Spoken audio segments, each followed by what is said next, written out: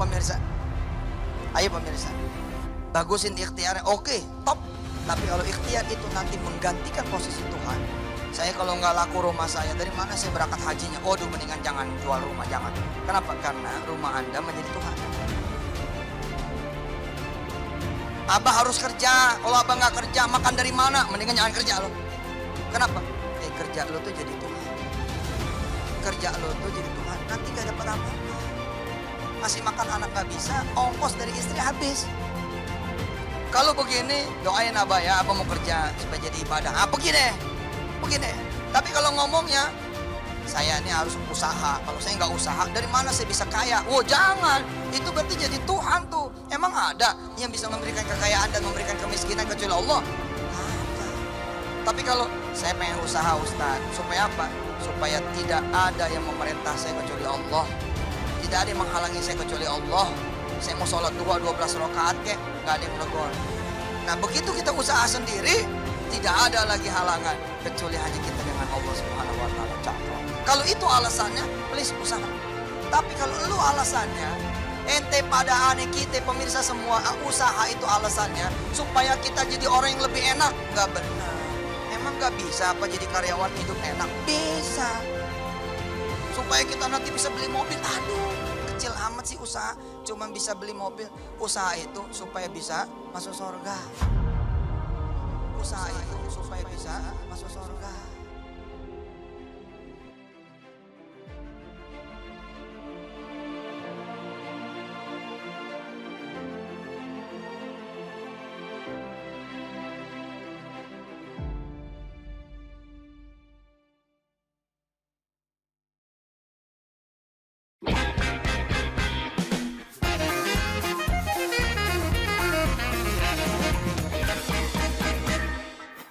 Assalamualaikum warahmatullahi wabarakatuh.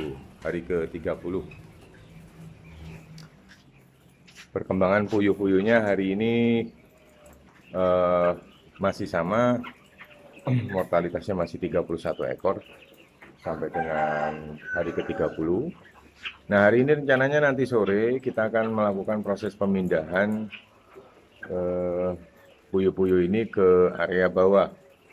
Yang area kandang yang sudah siap untuk kandang percobaan saya itu rencananya kita akan muat sekitar 1230 ekor. Sedangkan sisanya untuk 770 ekor lebihnya itu kita masukkan ke kandang utama lagi. Nah, nanti minggu depan saya mulai untuk membuat kandang tambahan percobaan di area bawah. Mungkin populasi sekitar 8.000 untuk kandang-kandang yang modelnya portable, buka tutup kayak gitu ya. Setempat per 1000 ekornya kita akan buat satu tutup gitu, satu tutup. Buat teman-teman Purwodadi ini rokok herbalnya masih saya hisap ini. Terima kasih jauh-jauh dari Purwodadi dibawain rokok ini. Itu teman-teman. Pemakaian untuk posisi airnya masih tetap sama, asam sitrat dan soda kuenya masih kita pakai 1 gram per liter air. Kemudian pengobatannya kita pakai selenium dan vitamin E. Kalau di situ dilihat warnanya kuning itu karena ada tambahan menggunakan paragin. Karena seperti yang saya katakan, posisi suhu udaranya di sini panas, jadi harus dibantu untuk menetralisirkannya dari suhu tubuh.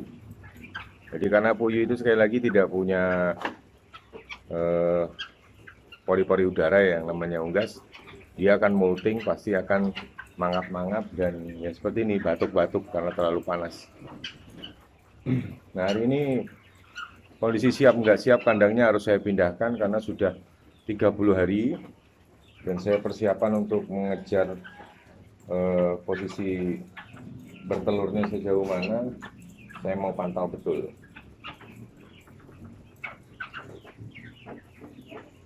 Gitu teman-teman. Jadi yang tidak kalah penting di era perubahan cuaca ini kan disiapkan betul jamu gawat daruratnya. Jadi seperti ini kita siapkan jamu gawat darurat yang kita tutup ditaruh di botol bekasnya sirup. Nah, ini ada gasnya teman-teman. Jadi harus setiap hari dibuka. Jadi jangan sampai gasnya tadi bercampur, kemudian modelnya akhirnya menjadi fermentasi. Ini disiapkan betul, dan jamu ini akan bertahan selama 2 bulan kalau kita perletakannya betul dan ditaruh di dalam lemari es, itu jauh lebih bisa bertahan lama. Baunya pun segar banget. Nah, ini yang kita pergunakan untuk pemakaian ketika posisi puyuh-puyuhnya dalam keadaan sakit.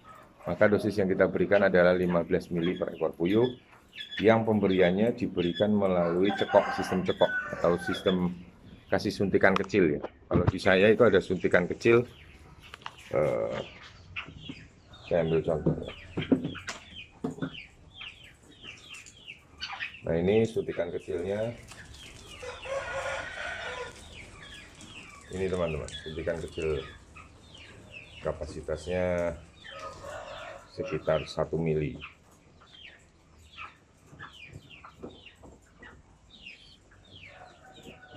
Ini teman-teman. Jadi kita berikan ke puyuhnya itu sesuai dengan dosis yang ada. Kalau tidak ada, gunakan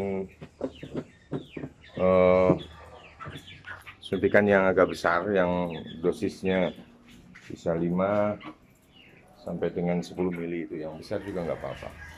Yang penting tahu perlakuannya, bahwasanya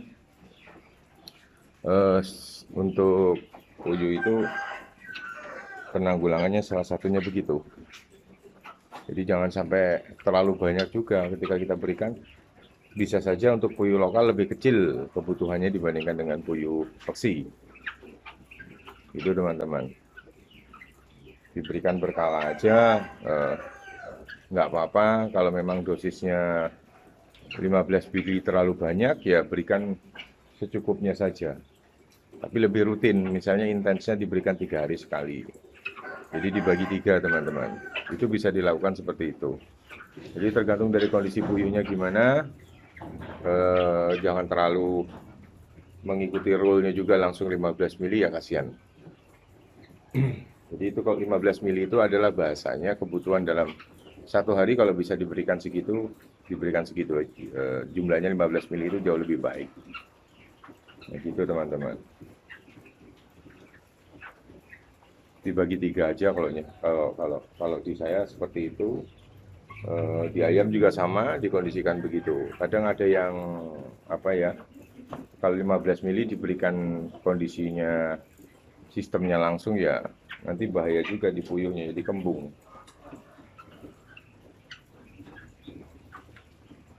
Gitu teman-teman. Jadi perkembangannya masih sangat oke. Ukuran puyuhnya juga sudah jumbo-jumbo. Ini karena memang sudah waktunya untuk dimasukin ke kandang pembesaran. Jadi insya Allah nanti sore kita mulai mengkondisikan itu, dimasukin ke kandang pembesaran yang ada di bawah.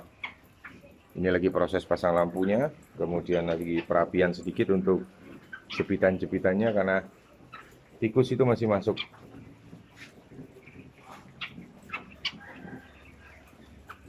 Pemberian pakannya masih menggunakan 7501.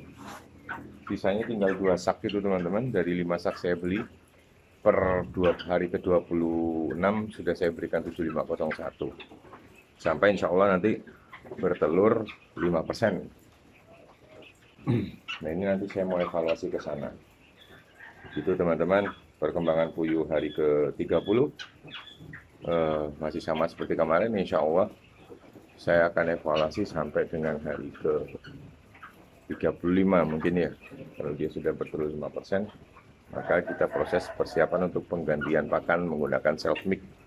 Dan langkah-langkah apa saja yang dilakukan sebelum pergantian pakan itu tadi, agar teman-teman juga bisa meniru apa yang sudah kita jalankan, sehingga efek domino ini nanti akan berdampak positif kepada peternakan puyuh kita.